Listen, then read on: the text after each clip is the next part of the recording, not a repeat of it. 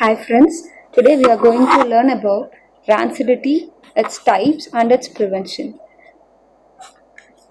Understanding how fats spoil and the strategies to prevent it. Rancidity is the natural process of decomposition of fats or oils by either hydrolysis or oxidation or both.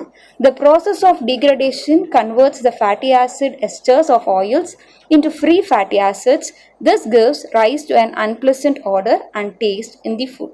These lipids degrade to the point of becoming either unpalatable or unhealthy to ingest.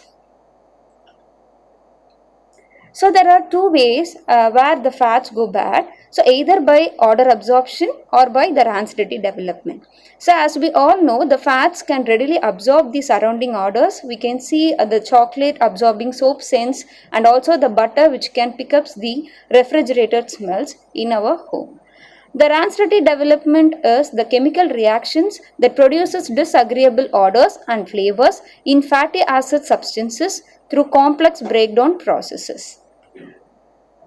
So the types of rancidity is hydrolytic rancidity and the oxidative rancidity. So the hydrolytic rancidity, as its name implies, the fat which reacts with water which liberates free fatty acids from the glycerol molecules.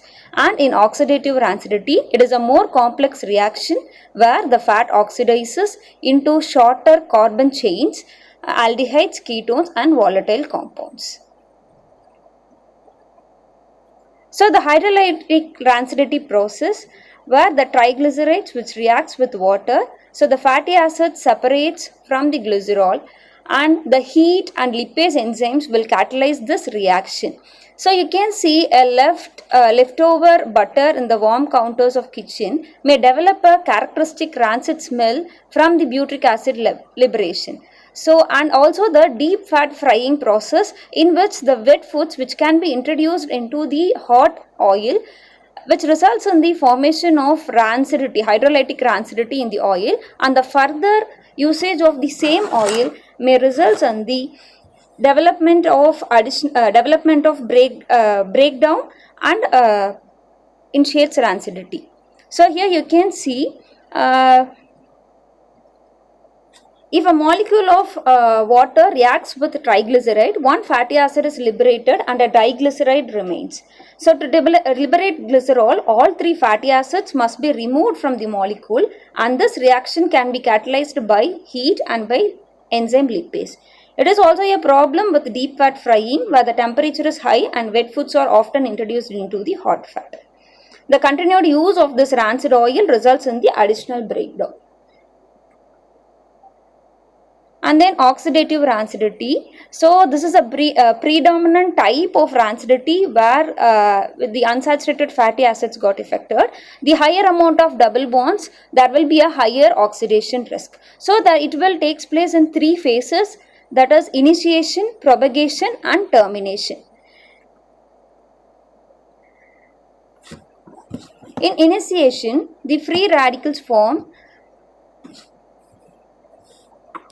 auto-oxidation free radicals may be formed by auto-oxidation, photo-oxidation and thermal oxidation. The auto-oxidation may take place due to oxygen, metals, enzymes, bacteria, proteins, and the photo-oxidation due to light, and the thermal oxidation which is temperature induced. And the propagation, so that is self-propagating. The high energy radical molecules react with the adjacent fatty acids which forms more high energy radical molecules, and this results in the formation of peroxide radicals and the decomposition of peroxides and other radicals into the secondary oxidation byproducts which affects health and also the performance. So that is the termination phase. So here you can see the unsaturated fatty acid plus energy which forms free radical and the labile hydrogen, and the free radical again with oxygen forms the activated peroxide, and the activated peroxide with unsaturated fatty acid results in the formation of hydroperoxide and free radical, which is the stage of auto-oxidation. And the catalysts that accelerate rancidity were heat, metals, light and enzymes. So the high temperature may speed up the chemical reactions leading to the fat breakdown. The metals like iron and copper, which can catalyze the oxidative reaction in fats and also oils, results in the rancidity. The light, the UV exposure, which may promotes the free radical formation and oxidation processes. The enzymes like lipases and lipooxygenases may accelerate the fat breakdown reactions and results in the rancidity.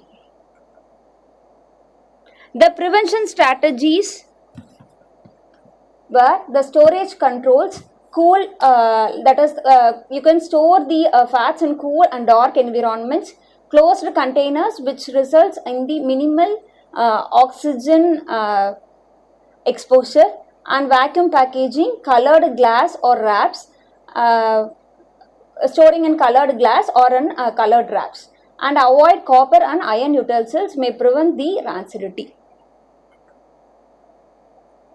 The chemical protection methods, you can use two types of agents like sequestering agents or antioxidants. The sequestering agents are nothing but the chemicals that binds with the metal ions such as calcium and magnesium or iron and form a water soluble complexes. So the sequestering agents were EDTA and citric acid. EDTA is a ethylene diamine tetraacetic acid and citric acid, which will bind the metals and prevents the catalysis of auto-oxidation reactions. Antioxidants that may donate hydrogen atoms to the double bonds, preventing the free radical formation and chain reaction. So these are the two chemical methods to prevent oxidation. So the common food antioxidants were the synthetic antioxidants, that is BHA, that is butylated hydroxyanisole, which is a waxy white solid effective for animal fats, used in animal fats, and then BHT, which is butylated hydroxytoluene, which is a white crystalline, combines well with the BHA, and DPHQ, tet-butyl hydroquinone, best for frying processes, which can be used in frying oils, and then propyl gallate, which is more effective when combined with other synthetic antioxidants. And the natural alternatives were tocopherols, which is naturally occurring in the vegetable oils and source of essential vitamin E, and it is effective for both animal and vegetable oils.